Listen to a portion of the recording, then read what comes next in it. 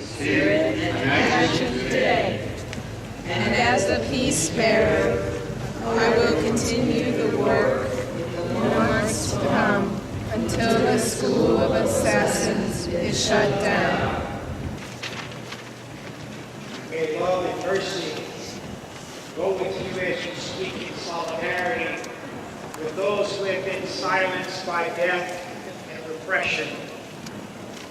Through your witness, may their voices be heard here at the School of the Americas, in the White House, in the halls of Congress, and in the hearts of people across the Americas, so that the School of the Americas will be closed forever. Hi, my name is Jack Gilroy, and I'm with the Binghamton School of America's Watch, and also a board member of Broome County Peace Action. Well, what we have here is a problem with information coming to people about the School of the Americas. Much has been said recently about the United States' involvement in the use of torture. Yet few Americans know that the United States government has not only condoned the use of torture, but has printed manuals on methods of torture and assassination. Where? At the United States Army School of the Americas at Fort Benning, Georgia. Actually, School of the Americas has been around since 1946. Right after World War II, Panama was a designated place for training Latino soldiers in methods of warfare. Since 1984, this institution has been located at Fort Benning. It's really a small facility inside of the largest infantry training school in the world.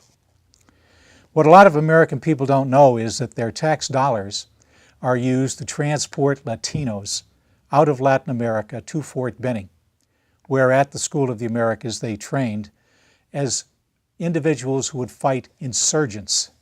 The same label, of course, given to people in the Middle East who do not want foreign people meddling in their affairs.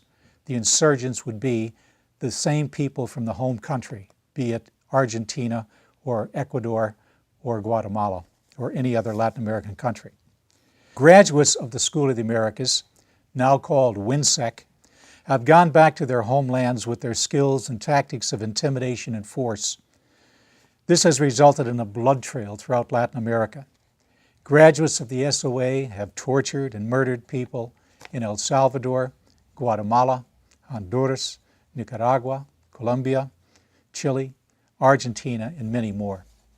When a group of American peacemakers formed the School of America's Watch some 10 years or more ago, they did it because they needed someone to begin to watch the tactics that were going on, not just at the teaching the training school in Fort Benning, but throughout all of Latin America. What they have witnessed in Latin America is really pretty grim. Graduates of the SOA tortured and murdered thousands of Latino people. In Salvador alone, a small Central American country, graduates formed death squads. Jesuit priests who taught at the University of San Salvador were pulled from their beds at night and murdered on their front lawn. 4 American women, religious workers, were raped and murdered by graduates of the U.S. Army School of the Americas in El Salvador. Archbishop Oscar Romero, who openly criticized the SOA and its soldiers, was murdered by an SOA graduate, gunned down while he was saying Mass. We could go on to the thousands who have disappeared in numerous countries in Latin America, but suffice it to say that in 1996, when the Freedom of Information Act was working, it's not working today. When it was working, it revealed that Spanish language manuals were given to all Latino soldiers coming to Fort Benning with clear instructions on who and when to torture and to assassinate. The School of America's Watch has struggled for years to get the truth out of the dreaded school. Since the mainstream media has not told the truth of the violence taught and the violence perpetrated by SOA graduates, we have gone to the U.S. Congress. The good news is that after years of legislative work, we're getting close to a vote to shut down the SOA WINSEC. In fact, we came close in the year 2000, so close in the House of Representatives that a vote to shut the school down was lost by just 2 votes. A month later, well, in December of that same year of 2000, the Pentagon, so nervous about what was happening, shut down the school. On the following month, January 17th of 2001, the school was opened again, this time with the new name, the Western Hemisphere Institute for Security Cooperation, a name that many people have never learned to memorize, a name that was not in association with the former name that we gave it, SOA, School of Assassins.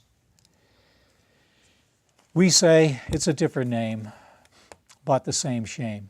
In fact, Congressman Joe Moakley, at the time, Congressman from Massachusetts, said the change was like pouring perfume on a toxic dump.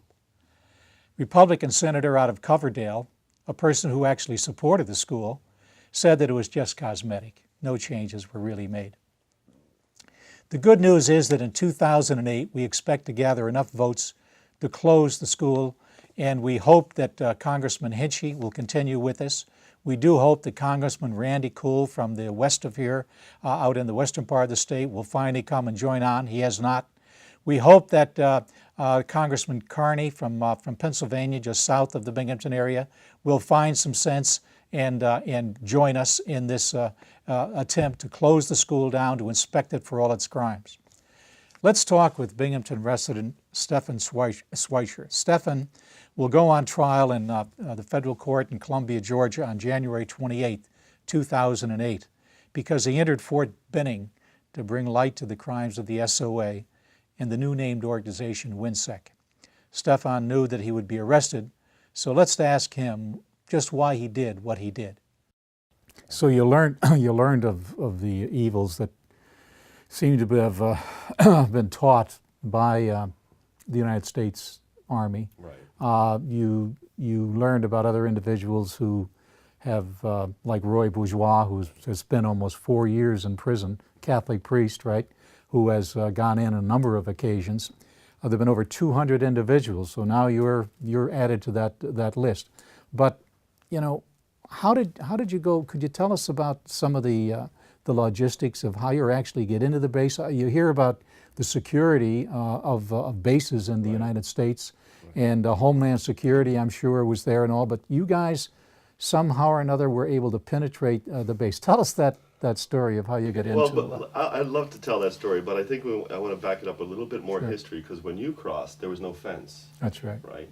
And then the people I interviewed, so I went 3 times. I went in 2005, made the documentary. I went in 2006 with the plans to make a second documentary, but everything I did in 2005 was just the same actions with different faces. Mm-hmm. And by then, 2007, I knew it was my time.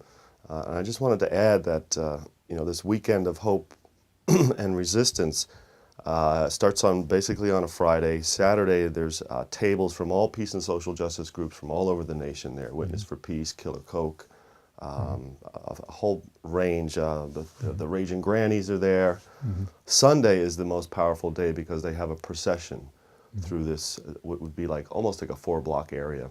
And the procession, which everyone's involved, 25,000 people, are proceeding slowly in a circle, while up on the stage they read off all the names of the people who died at the hands of the graduates of the School of the Assassins. And that takes 2 hours or more to read off all these names very solemnly. And by the end of, even halfway through it, you just, the misery and the sorrow just fills up into you. Mm-hmm. And that feeling is powerful. I don't know how it's a to spiritual, go from there. It's a very powerful spiritual feeling.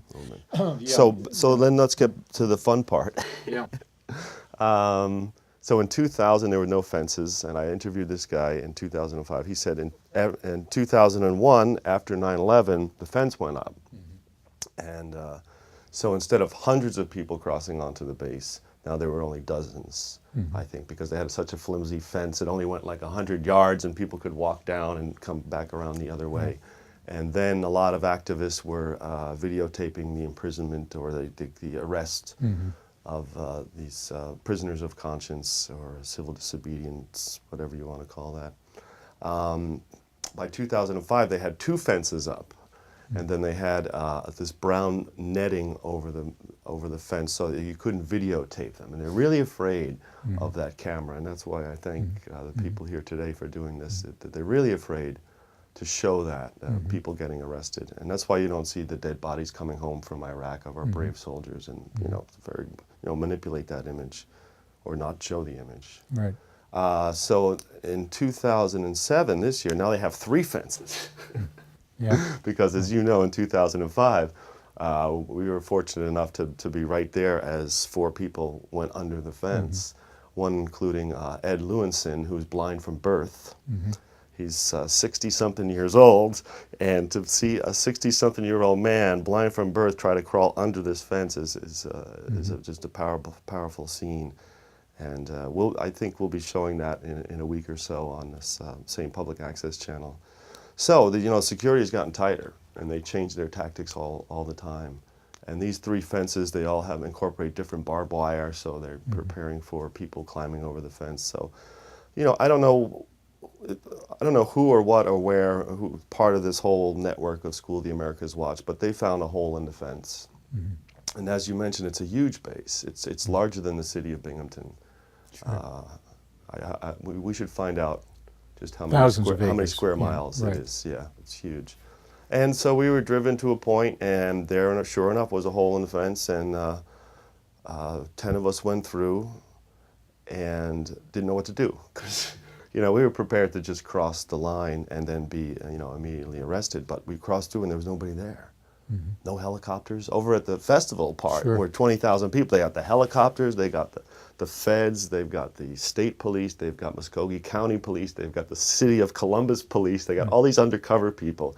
And here are these 10, average or less than average people walking onto this large military base unaccosted. So once we crossed, it was a beautiful day too, Sunday, November 18th, blue sky, about 70 degrees. It was about 10 o'clock in the morning.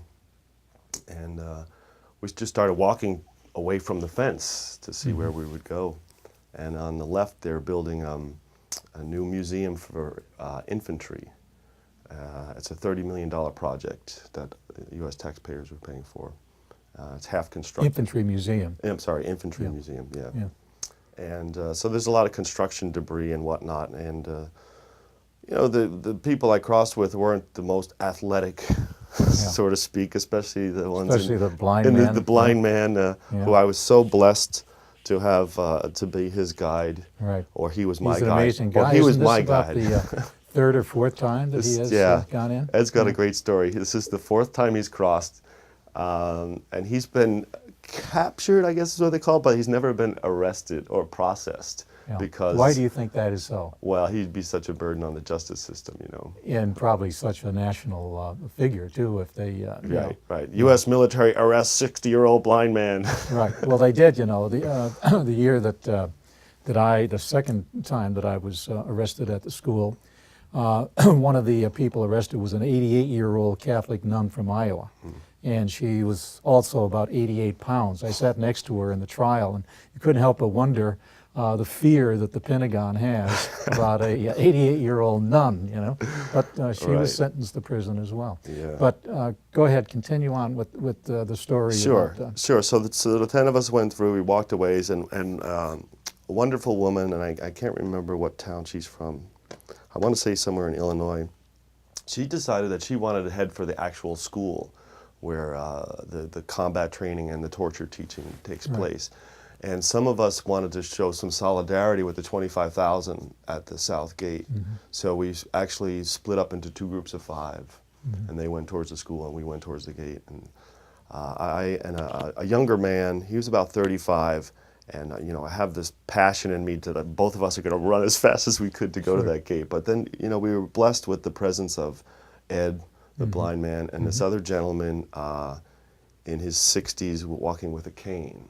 So it's myself and this younger man from Duluth, Ed, with his blind cane. Actually, he folded his cane up, and a man with a cane, and another beautiful woman who just graduated from seminary, Presbyterian woman. And so here are those 5 of us, 2/5 of us invalids, walking through the most powerful base Yeah. And unaccosted for over 15 minutes. To the point where the guy with the cane said, "You go ahead, I'm slowing you down." And so we as a group says, "No, we're all in this together. Yeah. You know, we're going to take our time." And it taught me a lot of patience about this whole consensus model of how we moved forward as humanity. And so Art, the gentleman with the cane, said he needed to rest because it was a little arduous for him. So we looked off about 100 yards. There was a road with a guardrail. And we asked Art, you know, could you make it to that guardrail? Sure, sure, sure. And so we're going just like snails walking through. It was a beautiful day and birds and trees. Before we got to that road with the guardrail, we saw a smaller road, and it had a little concrete something built up with a sewer cap, and it was perfect, 3 feet high, perfect to sit on. So we all sat down there, the 5 of us, and within about 5 minutes we saw a patrol car going by on the guardrail road, and sure enough they came around and they found us. And so we were all seated, you know, kind of resting for Art. And so the officer gets out and he says, "Don't move." It's like, well, we weren't going anywhere. Yeah. Were you handcuffed then? We were all handcuffed from behind, which is interesting because the other 5, when they were found, one of the officers, and they told me this story later on, said one of the officers went to handcuff them from behind. Another officer broke in and said, "No, that's not necessary." And so they were all handcuffed from the front. It's very interesting because there's a lot of humanity there. And if one thing I learned about this action is, you know, there's a human underneath that uniform of fear selling, and we always respected that.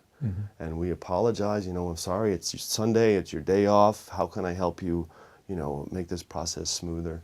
And that's the beauty of this non-resistance, non-violence. And it's not appropriate in all places, but especially at Fort Benning, it's They're really well powerful. trained. I think you know, the military especially seems to be very well trained in terms of not being rough with individuals. With nonviolent, but they have to be prepared. They have no idea what, you know, people are going to pull out swords and knives or whatever like that. They also brought the stormtroopers out.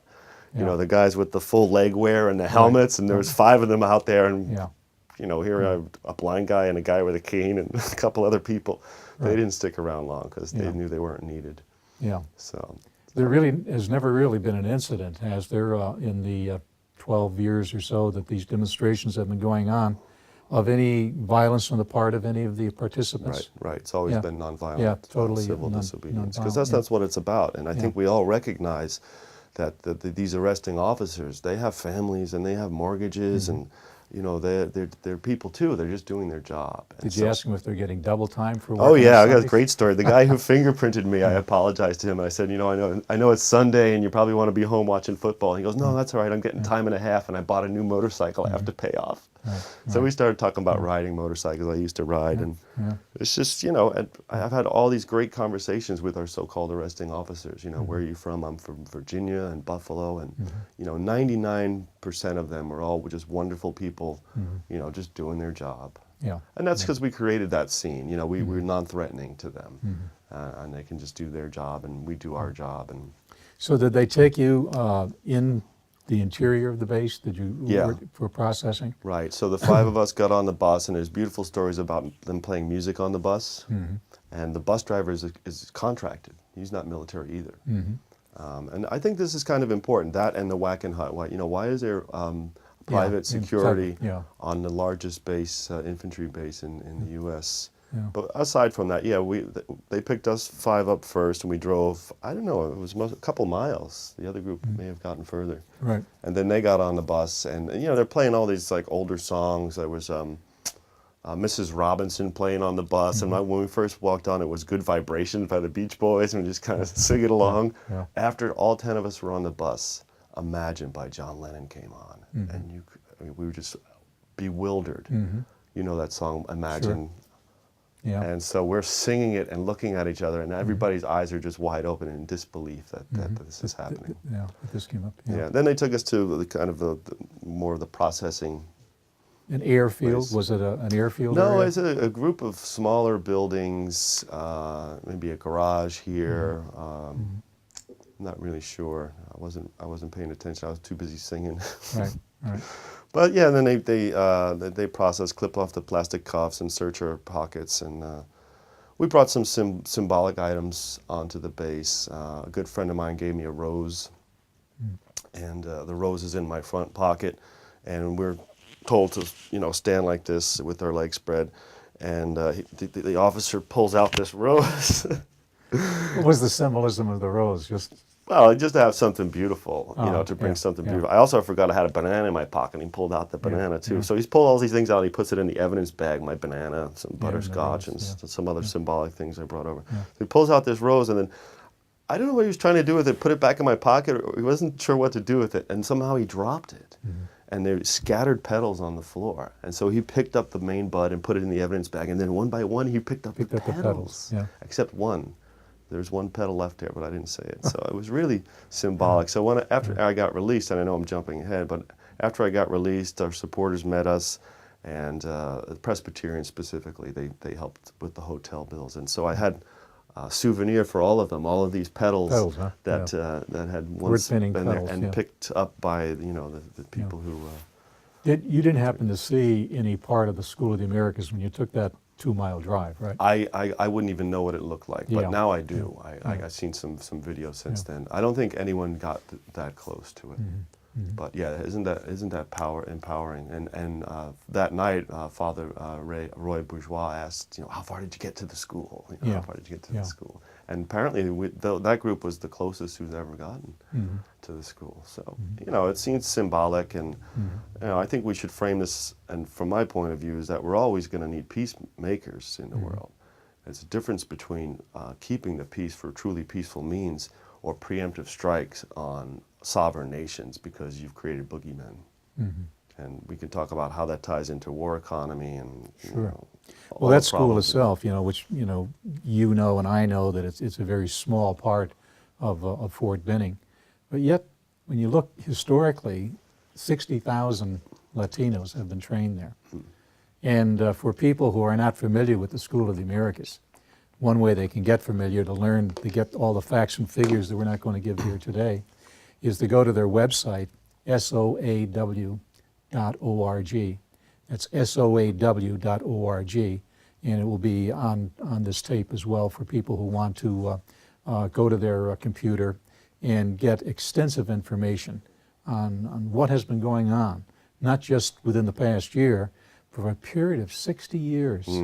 And there's been a blood trail left throughout all of Latin America by graduates of this School of the Americas. Whole villages have been wiped out. There have been assassinations and murders by the score.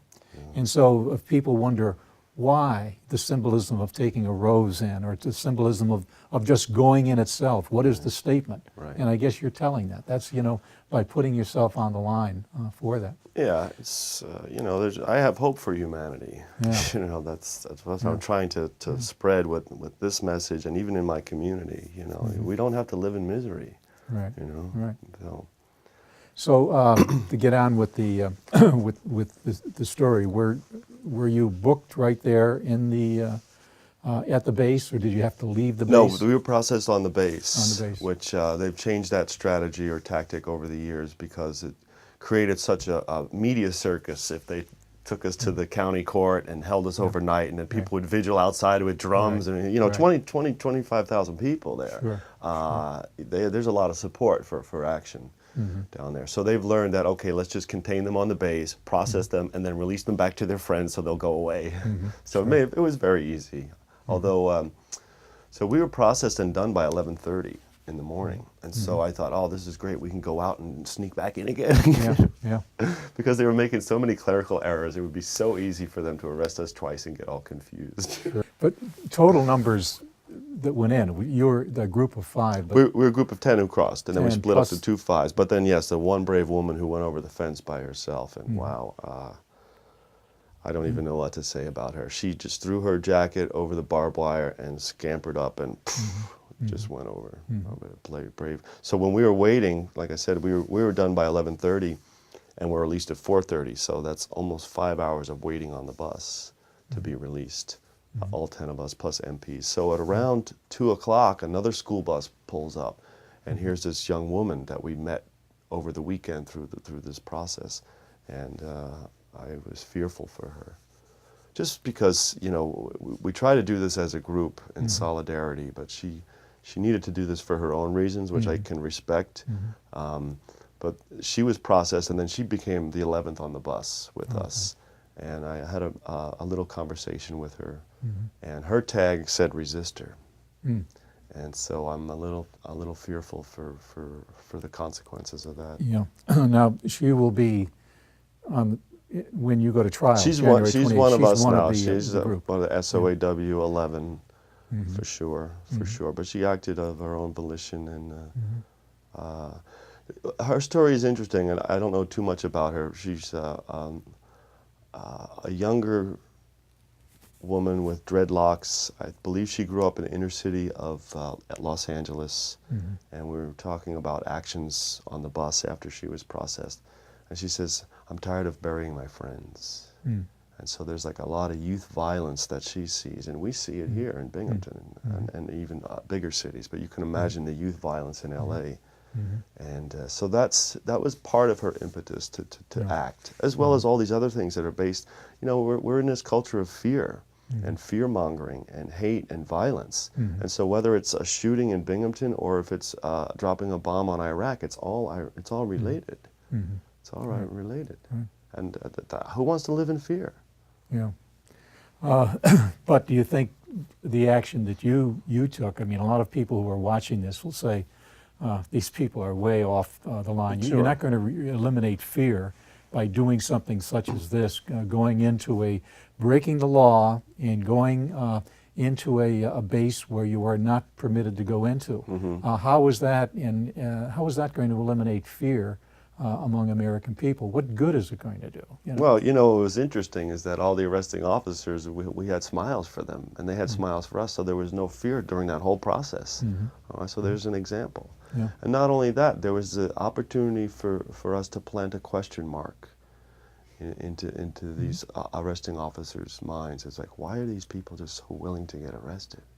And so we had it because we were, friendly and had open dialogue. Then we can tell our stories non-confrontationally. And one of the marshals on the bus was telling me, I just don't understand this. My best friend died in Iraq last year, and I have all these questions of what are we doing there? And I was like, that's it. Yeah. The best we can do is plant a question mark into these people. And if you greet people with a smile and a handshake, you've already just disarmed them, and therefore we're kind of chipping away at this fear module and replace it with a little bit of joy, of hope for humanity.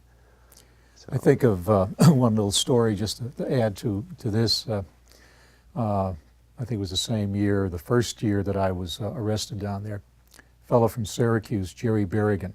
Jerry's in his 80s right now, just a delightful person. Of course, his brothers, Phil Berrigan and Dan Berrigan, were both Catholic priests who... Troublemakers. Troublemakers. His older brother, actually younger brother, I guess, Dan Berrigan, was once the #1 enemy in the United States. His picture was on Time magazine because he burned draft cards. He was opposed to the Vietnam War. Yeah. But anyway, Jerry was arrested, and he was on the bus going in for processing, just as you were to be processed. And a chaplain in uniform, Catholic chaplain, stood up on the bus and began to lecture all of these criminals there about them coming into this sacred hallowed ground of Fort Benning. And he went on probably for about 10 minutes, and Jerry was sitting toward the back, and he says, Father, I have a question. He said, yes, what is it? He said, that's a lot of horse shit. So that sort of, cut down and gave a good chuckle. Start opening dialogue that way. He just sat down. He turned around. He figured, well, I can't deal with these people. Yeah. And it is a lot of horse hockey. There's a lot of indoctrination with all of this stuff. This has been and they work so hard. The School of the Americas works so hard to give themselves a good name. Yeah. Human rights, right? They're now teaching these soldiers human rights. What do you say to people about that? Yeah. I don't really know what they're doing now, but how do you I always frame it as they were, you know, it was exposed that they were teaching torture techniques, and they were teaching techniques of oppression that they could bring back to their own countries and suppress labor leaders and social justice groups.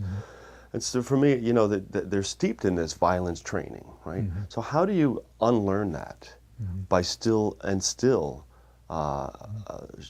talking about war with yet another sovereign nation, and I'm speaking about Iran now. How do you say, oh yeah, well we're not violent anymore, but we're going to bomb people? Yeah, it's just it doesn't Yeah, I make guess sense. even the chaplains who you know say that they're there to simply work with the young men who are the trainers or whatever. This is in the School of the Americas, but I guess you'd have to ask them, what right does the United States have to be involved in the military situations in Latin America? I mean, what particular right?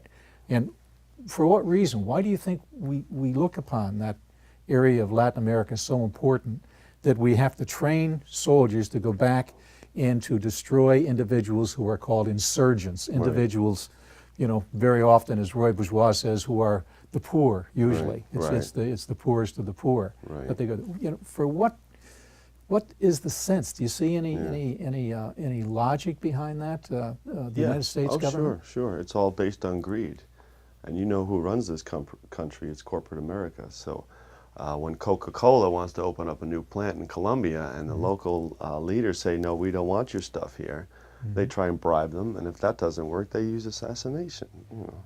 There's John Perkins, right? He was Confessions of an Economic Hitman.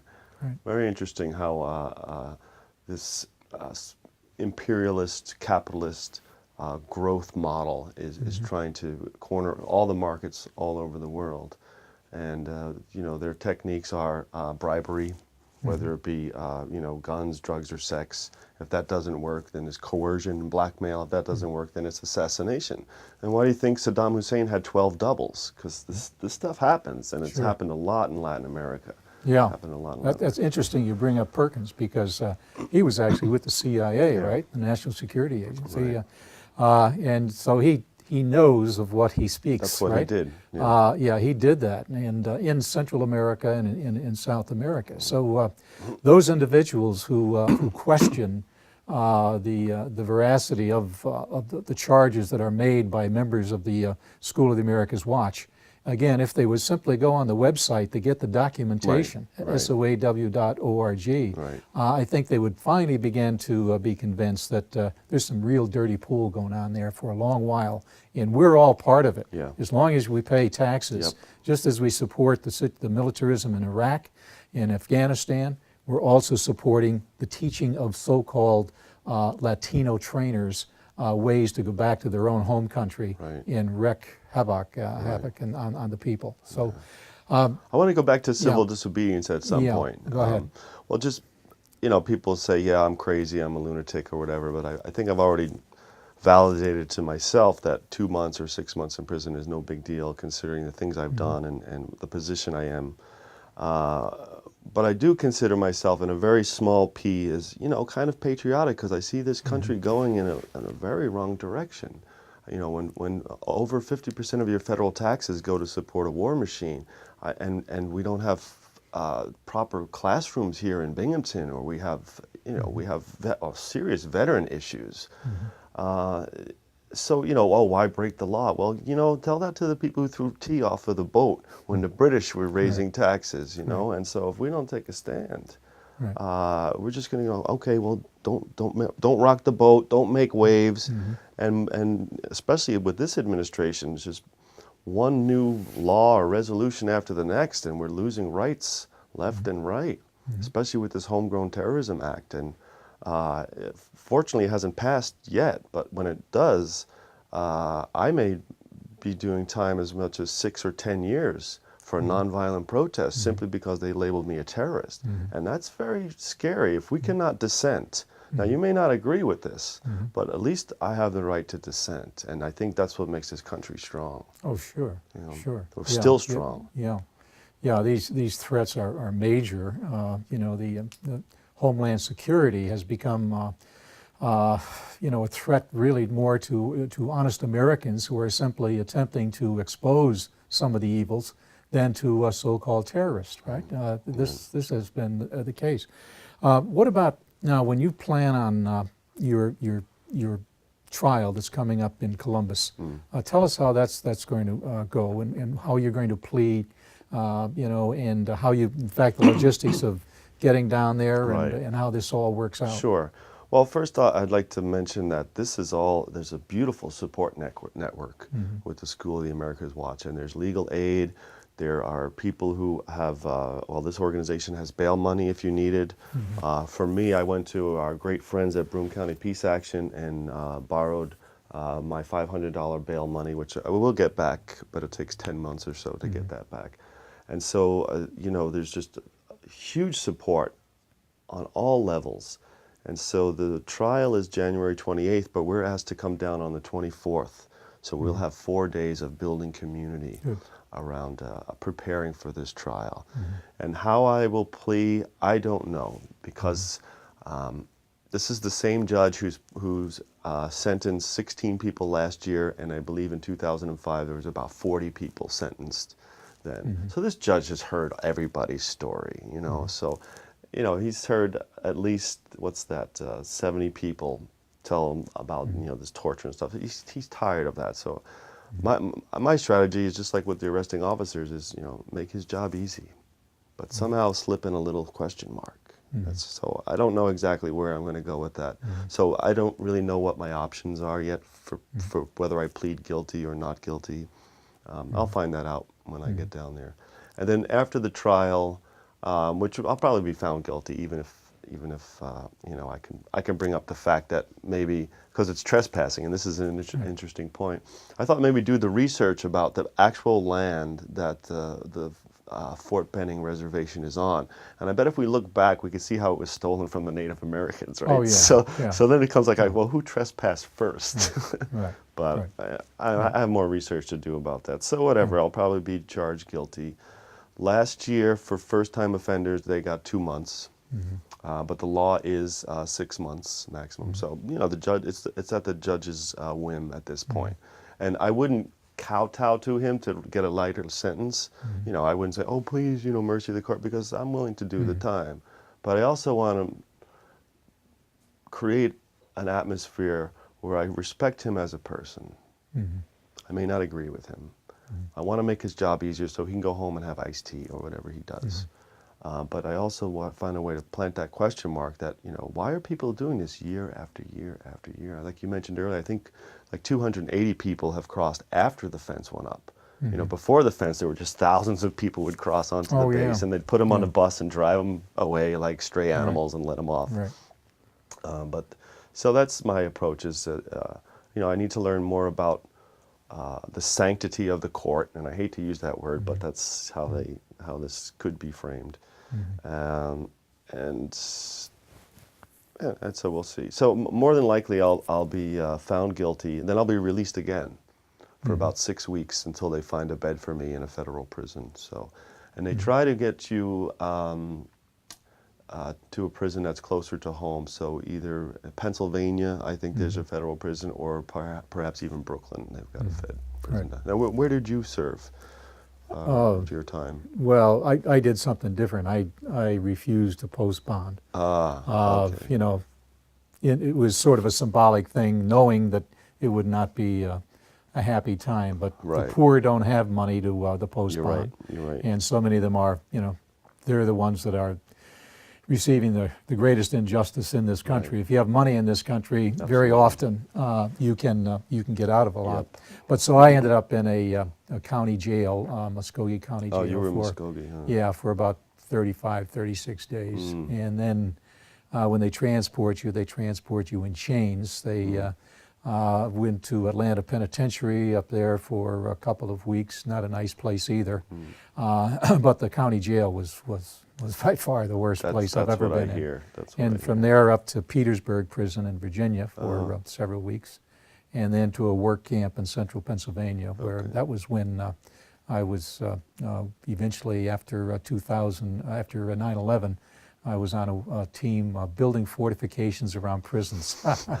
We all had a good laugh. I out of remember that story. Yeah. That's kind of funny. But yeah, Prisoners building security bars. But Faircloth was giving. He's the same judge. He was giving stiffer sentences. I mentioned the little nun. Yeah. She and her sister. She had a sister who was also a Catholic sister from Iowa, the Hennessy's, and both of them served 6 months. The one older one got sick, and she had to be sent to a nursing home of some kind, apparently. But the younger one did her 6 months in prison. But then he began reducing the time for whatever reason. I don't know. Is Faircloth beginning to have a change? Have all of these positive and when people give their testimony. It's if you've been at these trials, it is some of the most clear, honest-to-goodness, frank statements about the growth of militarism and the danger of militarism in this country. So this is the School of the Americas is just this is one of the sore thumbs sticking out there, but it's not the massive head of militarism, but it's a symbol, and therefore it's one that we are knowing more and more about. And we're each year gaining more young people. This year you mentioned, did you notice the young, very young high school kids down there? 25,000 people, and I bet probably 15,000 were under 25 years of age. It was just an amazing change from the gray hairs of years gone by. Yeah. Did you hear about the action at the convention center with all the young people with their drums? I think there it was only about 300, but wow, all in unity, banging drums. This is what democracy looks like, and just there's a lot of angst in our young, and look at their options, especially in the United States. What prospects do they have? And to be honest about that, a lot of manufacturing jobs are gone, especially in this area, and we know that. And so there's this kind of corporate model that depletes these jobs because they can make more profit with labor. But we still have food production in this country, and snack food in this area too, Frito-Lay. We still have entertainment, and then we have the military machine, and that's it. Lockheed Martin, BAE. Where are the other jobs? Right. What Americans can do anything.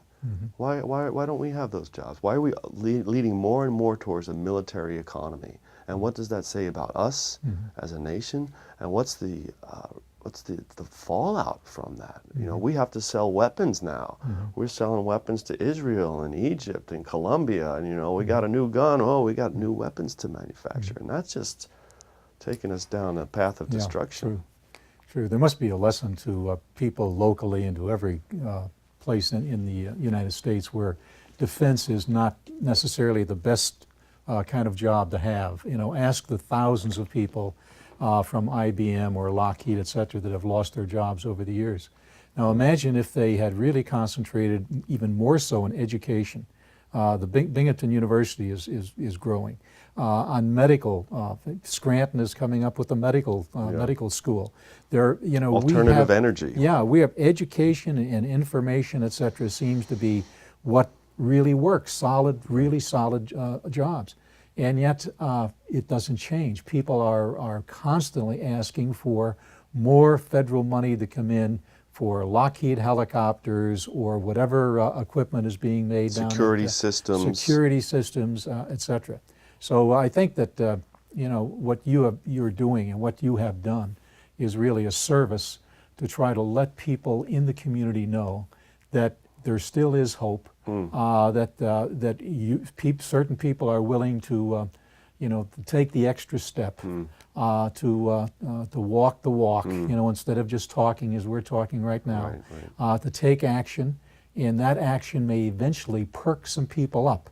And if that happens, then we're on our road, on the road to some sort of success in making this a better culture. Right. That's why part of the reason why I went public even before I did the action. And people would say, whoa, you're planning to go to prison? Yeah, I'm planning to go to prison. And part of that, like you said, the strategy is, we have people who are unaware, they just kind of live their life as they do. And then we have the fence sitters, right? And then we have, people who are more engaged. So one strategy is to move everybody one notch over, so the unaware become aware, and then the fence sitters become more active, and that's the best we can do by telling these stories. And Notice that the Veterans for Peace for many years have been having marches. They started marching back in 2003 with the coming of the war against the people of Iraq.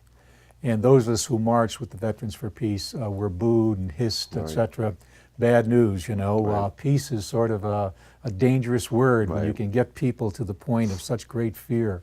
But by 2005, a different kind of attitude began to develop. People were applauding. And now the Veterans for Peace, get the largest amount of applause probably of any group that goes through, because we're saying outright, bring them home, take them home.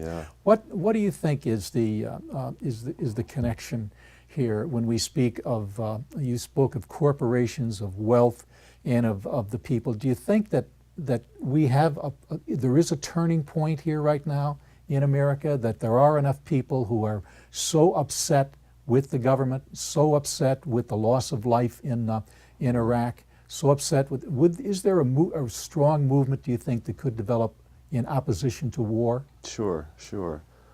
But first I want to frame it with, I have utmost respect for all our brave men and women who step up to this call to bravery when needed, and that always has to be acknowledged. You know, our young men and women who are fighting there for what they believe in. I think it is acknowledged. I think it is acknowledged over and over and over again.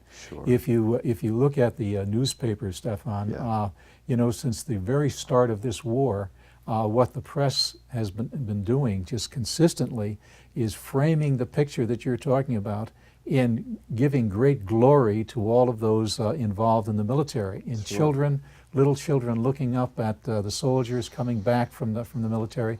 We are into such a tight military kind of indoctrination period that it's hard really to say, you know, we support the troops when, you know, the troops themselves are being used by the government. You know, so what? Well, I just want them to come home safe and sound and in one piece, and live out a normal life, and not have you know, post-traumatic stress disorder, and not delve into the addictions of alcohol or what's happening later with Vietnam veterans now. There's a higher percentage of homeless veterans. But why aren't the people out there, you know, why are they not joining you and joining others in opposition? Why is it that on the corner at the Federal Building each Monday, you might find 8 or 10 people, you know, protesting what's going on? Vigilant. Why is it? Why is it that individuals will not speak out against the government the way they should as a group? Why is it that churches will consistently just be mute on the issue of violence, even though they preach, every religion preaches nonviolence, but yet there seems to be outstanding hypocrisy that they don't do that. Is there any hope? You're a person with great hope. I guess I've lost a lot of hope in that. You've been fighting longer than me. So. But it's good that you see, and it's good to see those young faces down there at Fort Benning. But where are the people? You know, where are the people who are really supposed to stand up and say, how much longer can we take this? Well, like Teresa Grady says, you know, until we start feeling the pinch of the hurt, we're going to live our lives as we try the best we can, because you know, we've got to get our children off to daycare or off to school, and then we've got to go to our job, and we've got broken families, and we've got dual income families trying to get by, and there seems to be less time for compassion or even sitting on the porch and telling stories. You know, so there's all of that keeps us away from, you know, larger issues. And then there's mainstream media that doesn't show us those issues. And so who has, you know, the energy after a long week of work to take a half hour out and stand for peace? You know, there's shopping to do, there's laundry to do. Can you imagine anyone in this coming election? This is an important period of time in American history, maybe the most important time.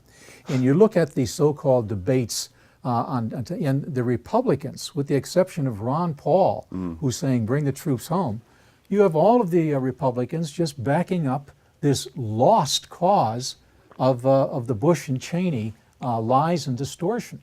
And yet, can we really be serious about this when you talk about individuals other than Ron Paul Right. on the Republican side? Right. What is your thought on that in regard to the Republicans or the Democrats? Is there any reason why are there any individuals out there that you could see that maybe would be able to give you more hope? It's, Republicans and Democrats to me are Coke and Pepsi, right? It's the same cola because it's American corporations that are running the races here, And so I will predict that Hillary's going to win, without a doubt.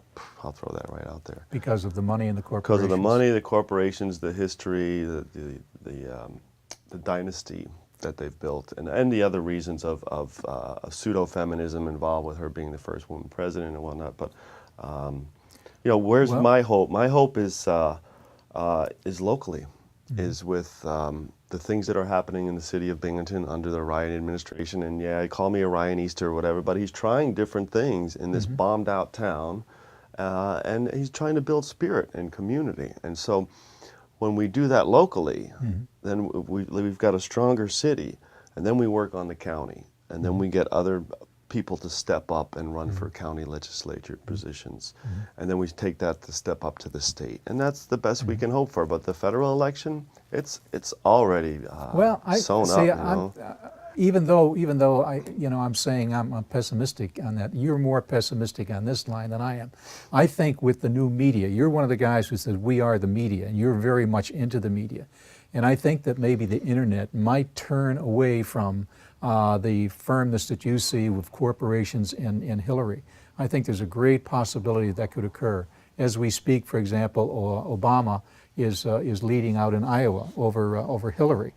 Is that going to continue on? No one knows at this stage. Right. But if we, since so many Americans are now using the internet as a source of information, we don't necessarily have to just say, well, Gannett or some other mass media, Murdoch's group, they have control and they have going to convince people. I think we may be at a tipping point here where it's possible that with the internet that you could find Obama or Edwards as Richardson, as possibly Kucinich, we would all love to see. Right. But one of those individuals who might be the front runner by the end of next year and be the next president of the United States.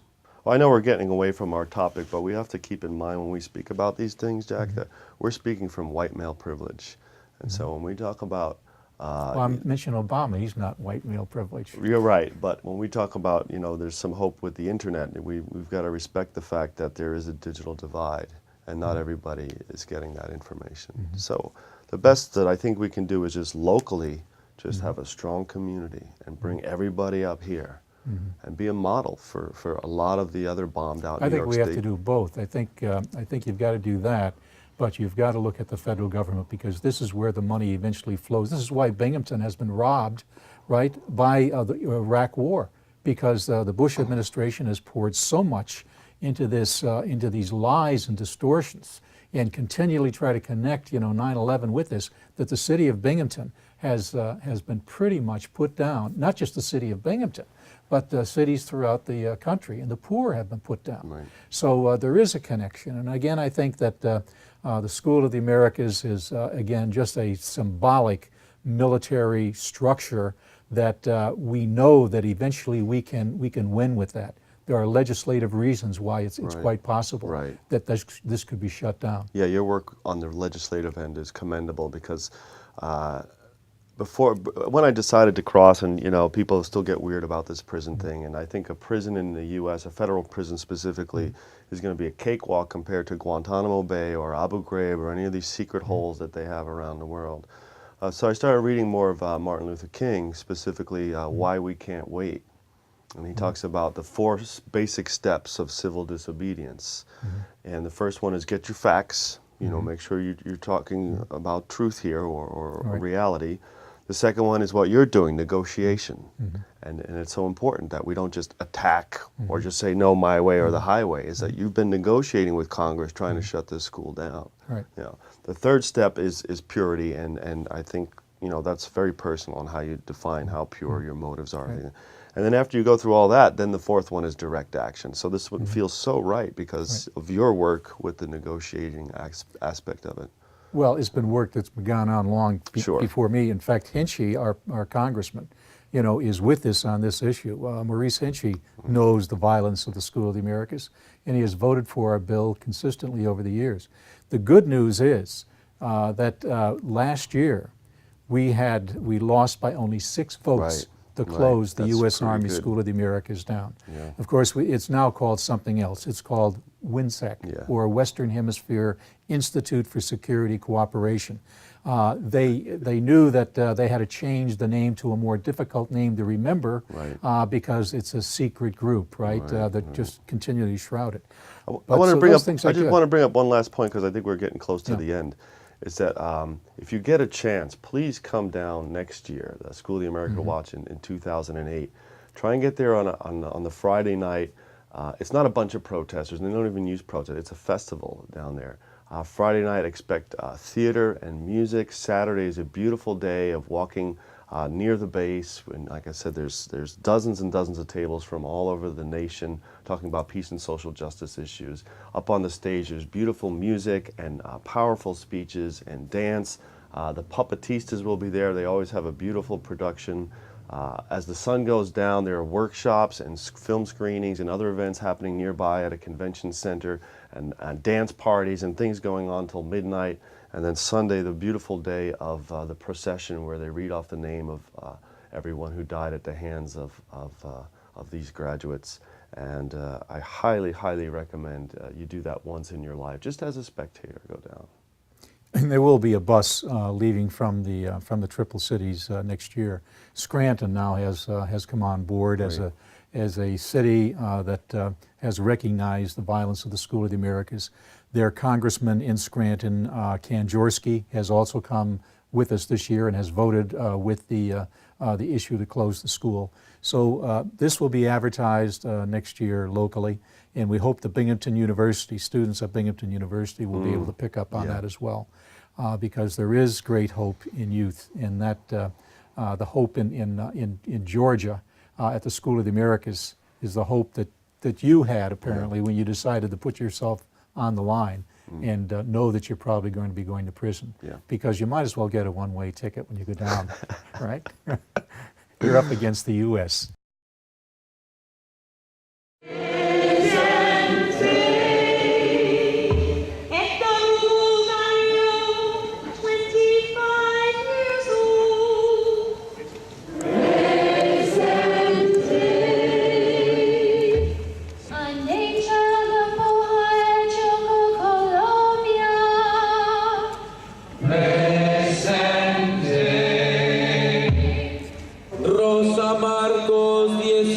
Años de edad.